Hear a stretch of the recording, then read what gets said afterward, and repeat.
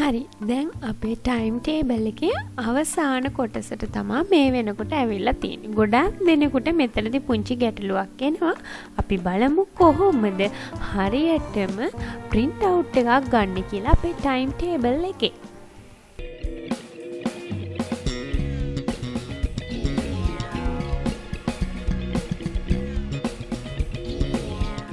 හරි දැන් එහෙනම් අපිට පුළුවන් print කරන්න අපේ ડોකියුමන්ට් එක මේ විදිහට print වලට යන්න පුළුවන්. ඊට කලින් අපි පුංචි දෙයක් කරන්න ඕනේ අපේ මේ ડોකියුමන්ට් එක එහෙම නැත්නම් අපේ කාලසටහන අපිට අවශ්‍ය විදිහට හදා ගන්න පුළුවන්. අපි යමු.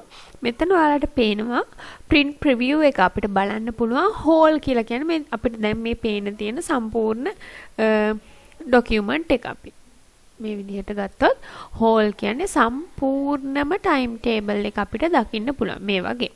ඊළඟට අපිට අවශ්‍ය නම් ටීචර්ස් ලගේ ටයිම් ටේබල් එක මේ විදිහට වෙන වෙනම ටීචර්ස් ලගේ නම් ලිස්ට් එක අනුව අපිට බලා ගන්න පුළුවන්. මේ ටීචර්ස්ට තියෙන ටයිම් ටේබල් එක මේ හරහට තියෙන සවුදා තියෙන පීරියඩ් අඟහරුවාදා තියෙන පීරියඩ් මේ විදිහට ටීචර්ගේ ටයිම් ටේබල් එක වෙන වෙනම ගන්න පුළුවන්.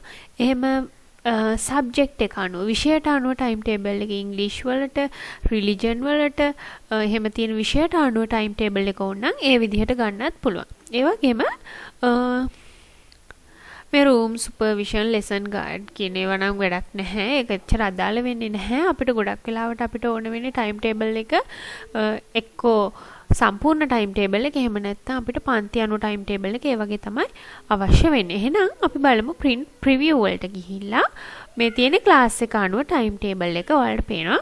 එතනත් print preview වලට ගියාට පස්සේ මෙන්න මෙතන ටයිම් ටේබල් එකේ search your report select your report කියන එකේ මෙන්න මේ ත්‍රිකෝණේ ක්ලික් කරාම time table for each class පන්තියෙන් පන්තියට වෙන වෙනම ඕනනම් මේ විදිහට ගන්න පුළුවන්. මේ තියෙන එකට උදාහරණයක් time table for each teachers ටීචර්ගෙන් ටීචර්ට ගුරුවරයාගෙන් ගුරුවරයාට වෙන වෙනම ගන්න පුළුවන්. මේ බලන්න ටීචර්ගේ නම වැටෙනවා. ඒ වගේම අපිට සාමාන්‍යයෙන් ඕන වෙන්නේ අපි ගොඩක් වෙලාවට පොදුවේ වෙන වෙනම ගන්න පුළුවන්. අර මං කිව්වා වගේ ටීචර්ගේ ටයිම් ටේබල් එකයි ක්ලාස් එකේ ටයිම් ටේබල් එකයි තනි තනියෙන් ගන්නවා නම් අපි ඒ වගේම සාමාන්‍යයෙන් වෝල් පෝස්ටර් එකක් අපි සාමාන්‍යයෙන් ඔෆිස් එකේ හදනවා නම් වෝල් පෝස්ටර් එකක් අපිට හදා ගන්න පුළුවන්. ටීචර්ස්ලාට වෙනම වෝල් පෝස්ටර් එකක් එහෙම නැත්නම් වෝල් පෝස්ටර් එක අපිට දාන්න පුළුවන් ක්ලාසස් වලට. ගොඩාක්ම හොඳයි ටීචර්ස්ලාට දාන එක. හේතුව ඒකෙන් පුළුවන් අපිට රිලීෆ් දාන්න ලේසියෙන්ම බලා ගන්න. ඉතින් මේකේ දැන් ඔයාලට පෙනුමෙන්ම පුංචි අඩුපාඩුවක් පේනවා ඇති. මේ ප්ලීස් රෙජිස්ටර් ගොඩාක් වෙලාවට අපි කොච්චර හොඳට ටයිම් ටේබල් එක හැදුවත් ඊට පස්සේ මෙන්න මෙතන ඔයාලට ප්ලීස් රෙජිස්ටර් කියලා වැටිච්ච ගමන් ගොඩක් දෙනෙක් කරන්නේ ඔයාලගේ වැඩසටහනෙම නැත්නම් ටයිම් ටේබල් හදපු එක අත්හරිනවා. අයියෝ මේක පුංචිම දෙයක් තියෙන්නේ. අපි බලමු කොහොමද මෙන්න මේ පියවර සකස් කරගන්නේ කියලා. මේ පියවර සකස් කරන්නේ නැතුව ඔයාලා print out දුන්නොත් print වෙන්නේ මෙන්න මේ කොටස නැතුව. ඒකෙන් හින්දා දැන් මේ කොටස නැහැ කියන්නේ අපිට අසාර්ථකයිනේ. දැන් මේක ටීචර්ගේ විස්තර වෙනම අපි උදාහරණයකට ගත්තොත් එහෙම ක්ලාස් ටයිම් ටේබල් එක ඔයාලා චුට්ටක් උමනාවෙන් බලන්න. මේ ක්ලාස් ටයිම් ටේබල් එකේ තොන බදාද බ්‍රහස්පතින්දා කොටස් ටික පෙන්නන්න නැතුව යනවා. ඉතින් අපි කොහොමද මේක හදන්නේ කියලා ඊළඟට කතා කරමු. හරි මුලින්ම ඒකට අපි AC ටයිම් ටේබල් එක ඉන්ස්ටෝල් කරන්න පාවිච්චි කරපු ෆෝල්ඩර් එක මෙතනට ගන්න ඕනේ. ෆෝල්ඩර් එක ඕපන් කරාට පස්සේ ඔයාලට මතක ඇති මේ විදිහට අපි ගොඩක් දේවල් තිබුණා. එකෙන් අපි crack file එකක් තියෙනවා. crack file එක මේ විදිහට ඩබල් ක්ලික් කරාම පස්සේ ඔයාලට ROZ කියන පුංචි application form එකක් දකින්න පුළුවන් වෙයි. bell icon එකක් එක්ක තියෙන මේ ROZ කියන ඇප්ලිකේෂන් ෆෝම් එක රයිට් ක්ලික් කරලා කොපි කරගන්න ඕනේ. කොපි කරගෙන අපි යන්න ඕනේ අපේ local disk C drive එකට. ඒ කියන්නේ main folder එකට. ඊට පස්සේ ඒකේ ඔයාලට time table කියලා තියෙනවා. system folder එක ඇතුලේ time table එක යටතේ ඔයාලට මෙන්න මේ විදිහට දකින්න පුළුවන්. මොකද time table කියලා වැටෙන්නේ අපි අර AC time table එක install කරාට පස්සේ ඒකේ තියෙනවා මේ විදිහට ROZ කියලා application form එකක්. සමහරක් විට තියෙන්න පුළුවන්, සමහරක් විට නැති වෙන්න පුළුවන්. කමක් නැහැ තිබුණත් නැතත් අපි ආයෙ right click කරලා මෙතන අපේ ROZ එක paste කරන්න ඕනේ. එතකොට මගේ නම් message එකක් එනවා තියෙන හින්දා replace කරන්නද කියලා මේ විදිහට replace කරන්නට ඕනේ. ඊට පස්සේ අපි චෙක් කරලා බලමු දැනුත් අර විදිහට රෙජිස්ටර් කරන්න කියලා මැසේජ් එකක් එනවද කියලා.